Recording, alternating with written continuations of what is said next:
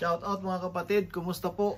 Panibagong araw, panibagong vlog na naman po tayo. Ayun, kumusta po kayo? Sana lagi kayong nasa magandang kalusugan at syempre dapat laging may laman yung ating mga bulsa. Ayun. Ayan guys, at gusto ko lang pong i-share sa inyo ang aking nabiling Yeezy Boost 350.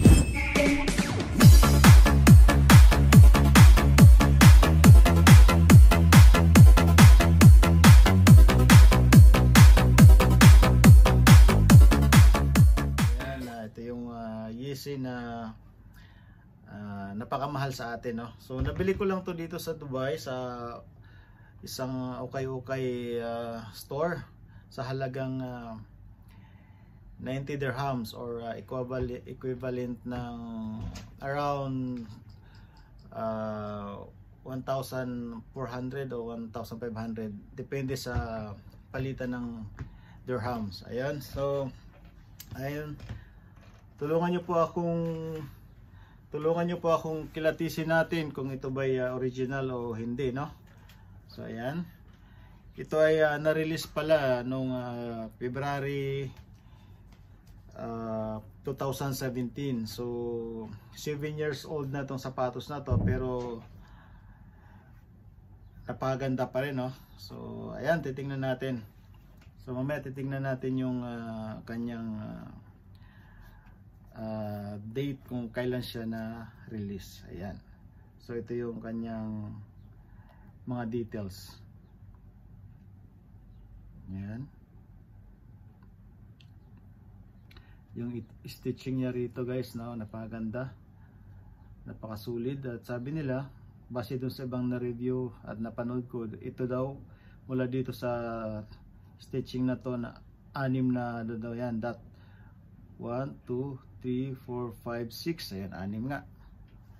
So dito rin sa kabilang side, ayan, 1, 2, 3, 4, 5, 6. So the same. So ayan, tingnan nyo naman yung kanyang zebra, no? Zebra design. So napaganda yung detalye, yung details niya. Ayan, very solid yung kanyang details ng kanyang mga strap dyan. So yung kanyang stitching naman dito, paakyat, napaganda rin. Ayan, ito sa part na to. Then yung kanyang lace, medyo matigas. Ayan, maganda. Ayan, itong side na to medyo dapat medyo may pagka dirty white siya, no? Kasi kung makikita nyo dito, dapat itong side na to medyo matawag ng gray or basta ganon. Tapos dito, ito white talaga to dito. Pero dahil 7 years old na siya, medyo na siya, may pagka dirty white na, so halos siya, hindi mo na mahalata na para magkakulay na lang sila. Pero dapat to magkaiba ng kulay yan dyan. Tapos yung kanyang SPLY 350 or St. Paul Love You, yun ang sabi nila, no? Ayan, so napakaganda, no? Maganda yung pagka yung mga details nito. So ito naman yung kanyang yung insole. Ayan, napakaganda pa rin ng print ng kanyang logo dyan, yung Adidas Yeezy. Kahit na medyo 7 years old na siya, pero maganda pa rin, parang hindi nagamit ng hindi nilaspag ng may-ari. So titingnan natin.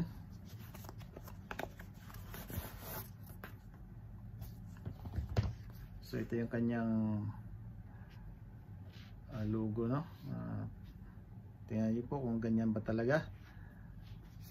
So ito yung kanyang another logo. So sabi na, pag may mga ganito raw original, so hindi rin ako sure, no? So napapanood ko lang din. So ayan, so ito naman yung loob ng sapatos. Ayan, oh. So meron din siyang parang dyan, yung literal na globe, no? Parang jelly. So yan, napakaganda. Yung tahi, yan, naka-stitch yan siya hanggang dito sa ilalim, hanggang dyan. Kasama yung shoes, nakatahi siya kasama doon sa loob ng ano, sa insole. Yan, nasakop yan, nakatahi yan siya at dikit-dikit yung tahi. So napakasulit yung kanyang details. So para talaga siyang original, pero hindi tayo sigurado kasi hindi naman natin ito nabili sa authorized seller talaga or sa store na kung saan doon talaga nanggagaling yung mga original na mga sapatos na katulad nito. So ito naman yung outsole niya, yan, bush, yan, may mga stripe dyan. Sabi nila pag 7 daw yan is original, 1, 2, 3, 4, 5, 6, 7. So 7 naman yan, pero hindi pa rin tayo sigurado kung ito ba original. Pero ayan, may Adidas din dyan, pero yung details niya talaga napakaganda. Kahit sabihin natin 7 years old na siya dahil na-release siya ng 2017 at 2024 na ngayon, so napakaganda pa rin. Ito yung pull tab niya, ayan, stitching, napakasulit. So yung mga stitching dito, so nakikita natin may padding dito kabilaan, ayan. So napakaganda pa rin niya, ayan. So ayan, no, guys. So tulungan niya akong makilatis ko ito ba'y original o isang replica lang. So yung materialis niya is malambot, ayan. So check natin yung loob. So guys, ayan, ito yung kanyang loob, ayan, napakaganda. Made in China, ayan, size 11. Na-release siya noong February 2, this is February 2017, ayan. Male, ayan.